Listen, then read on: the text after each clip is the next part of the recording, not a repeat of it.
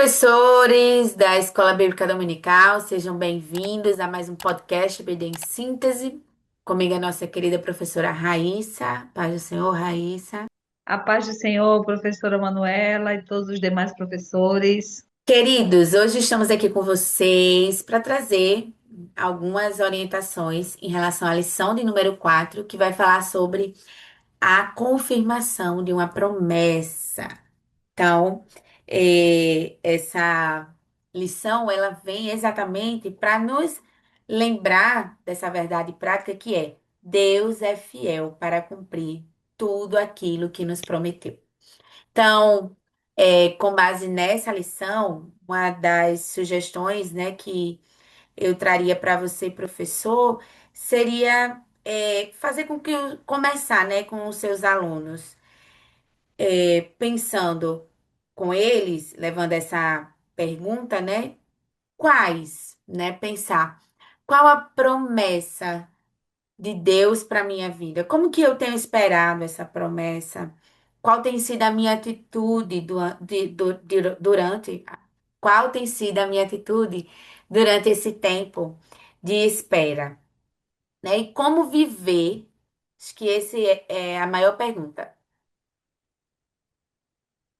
Essa é a maior pergunta, que é como viver é, para a glória de Deus nesse tempo da espera. Mas não só isso, né? A gente vai ver na lição que Deus ele reafirma a lição dele, a aliança dele com Abraão, né?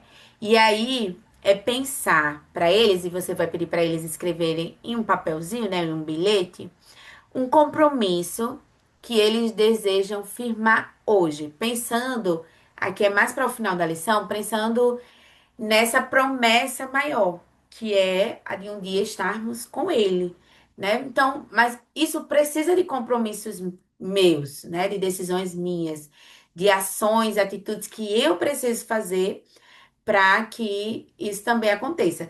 Não que dependa, mas é necessário, né? A gente sabe que a partir do momento em que aceitamos a Cristo, já temos, né? Tomamos posse dessa promessa, mas cabe a nós nos santificarmos no dia a dia para alcançarmos, né, essa vida eterna. Então, que compromisso, pensando. Aí você vai detalhar, né, cada um dos tópicos, ali a aliança, essa relação que Deus vai reafirmando ali com Abraão, né, a mudança de nome. Então, são mudanças que precisam acontecer também na nossa vida. Então, pensando nisso.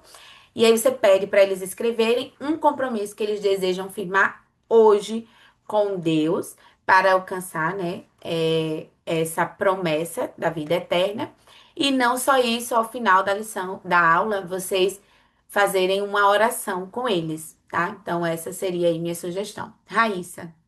A lição 4 a gente já começa com muito profundo, gente. Nós temos Abraão, um senhor, né, já com a sua idade avançada. Temos também Sara, que também é uma senhora com idade avançada. Então é um quadro que humanamente a gente olha e pensa assim: aquela promessa não se encaixa no perfil que nós temos hoje. Então essa introdução já vai nos apresentar. A lição já começa com a introdução que nos apresenta um cenário de desafios e, ao mesmo tempo, de limitações humanas. Aí, ao longo da lição, nós vamos perceber que Deus vai reafirmar sua promessa com o casal, mostrando que ele é soberano e não está limitado pelas circunstâncias. Então, uma das grandes lições que este casal nos deixa é que quando Deus promete algo, ele cumpre e as circunstâncias não alteram a sua promessa e não alteram a sua aliança.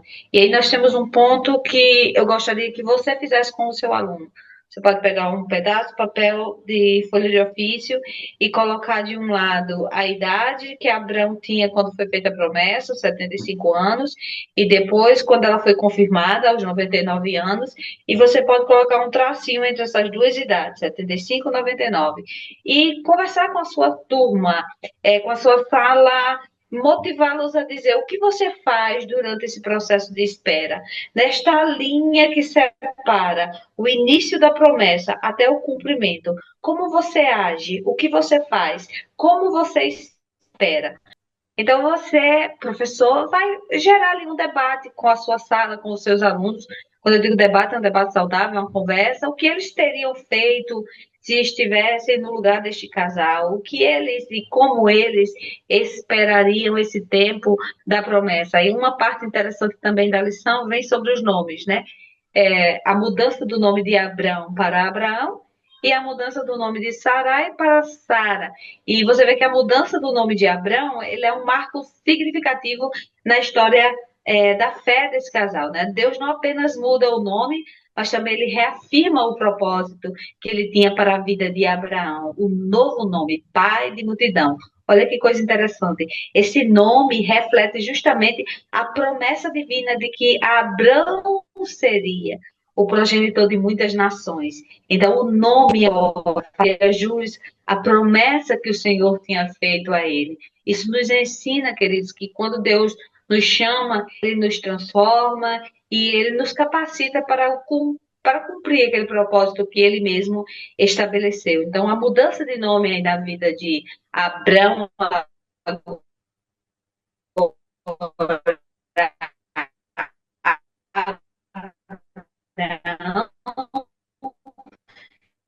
simboliza uma nova que antes de nações.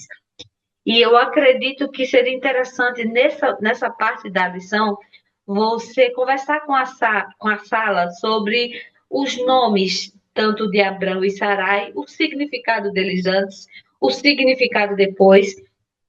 Se você tiver um grupo de WhatsApp, a minha sala, a classe Débora e Cidade da Esperança, nós temos. Se você que é o professor do próximo domingo, da lição 4, lançar essa pergunta no seu grupo de WhatsApp. Queridos, pesquisem o significado dos nomes de Abrão e de Sarai e pesquise não só o significado do nome atual, mas também a mudança de nome, para que eles cheguem participando nesse momento e você conversa com ele como que isso vai refletir a mudança de status diante de Deus. Porquê da mudança desse nome? Faça com que eles compreendam o porquê da mudança desse nome.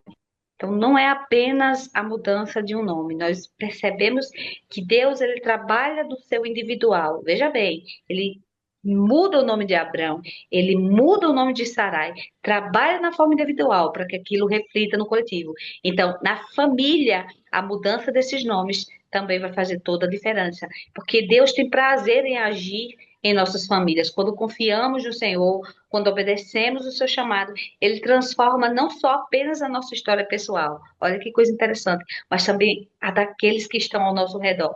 E Sara é um exemplo do que Deus pode realizar, de que Deus pode realizar o impossível em nossa vida. Para finalizar a sua lição, você pode fazer até mesmo um momento engraçado com eles, mas reflexivo. Coloca de um lado do quadro o nome fidelidade e impaciência. Quantas coisas e promessas que o Senhor fez e permaneceu fiel, mesmo eles agindo com impaciência ao longo do processo. Então, alguns quadros de impaciência, de falta, a gente está na lição 3, de não querer esperar ou de não saber esperar. E aí você pode dizer assim, mas mesmo com todas essas suas circunstâncias contrárias, Deus deixou de ser fiel àquilo que ele falou, Deus deixou de cumprir aquilo que ele prometeu, e vai ser interessante você ouvir um pouco até mesmo dos testemunhos, né, dos seus alunos, da sua sala. Para finalizar, é bem parecido com o que você falou, Manu. Convide os seus alunos a escreverem em um papel uma promessa que eles estão esperando de Deus. E você faz uma oração final. Ah, eu não quero que eles escrevam. Você pede para eles pensarem, trazerem à memória algo que o Senhor prometeu e eles ainda estão nesse processo de espera. Faça um círculo em oração com a sua turma, peça para eles ficarem em pé, se movimente com eles, e ali você apresenta a Deus não só aquela promessa que foi feita, mas principalmente o processo de espera, porque ele é muito mais difícil e trabalhoso, né? Confie sempre e motive sempre os seus alunos a confiar na soberania divina, assim como Abraão, no fim, aprendeu a fazer. Amém, professora? Amém, queridos professores. Esperamos ter contribuído com a sua aula. Desejamos que Deus continue abençoando sua vida, seu ministério. E desejamos a todos vocês, né, aí, que continuem firmes, buscando aprender cada dia mais sobre a palavra do Senhor. Uma excelente aula a todos. Agradecemos também a direção do DENEC pela oportunidade. Fiquem todos na paz do Senhor. A paz do Senhor.